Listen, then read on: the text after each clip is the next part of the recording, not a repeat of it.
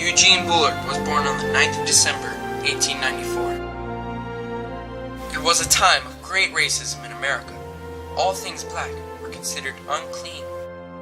A few years into his childhood, Bullard watched his father's narrow escape of lynching.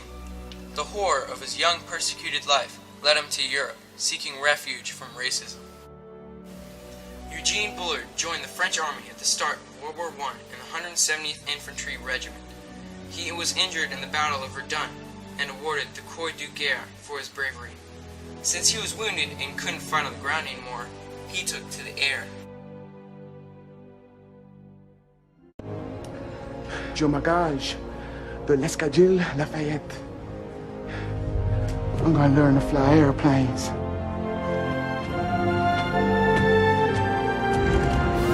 In 1914, Eugene Bullard joined the Lafayette Flying Corps for France. Bullard flew over 20 missions, and he shot down at least one plane.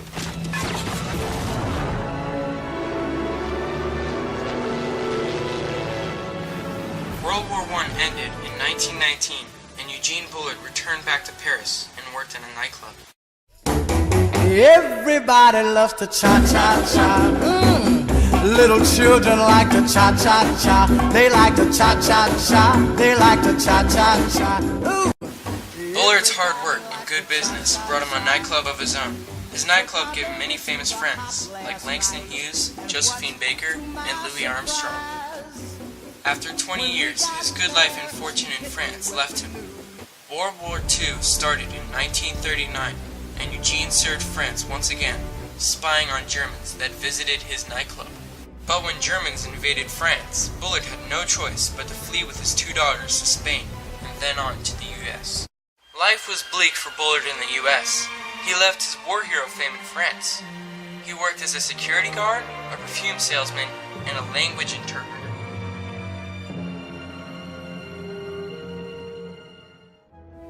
I believe that if Bullard could see America today, he would be surprised at how different people of his color and race are treated.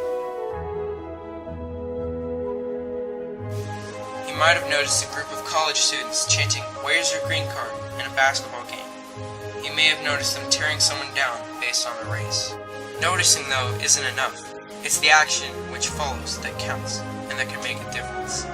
These students lost their scholarships and were kicked out of the school band. So I encourage all to take action against racism that still exists today in order to strengthen what good is left in this world. To surprise Eugene Bullard, who is looking into the future even more. I figure as long as I'm up in the air, they can't see me. They won't mind if I'm black.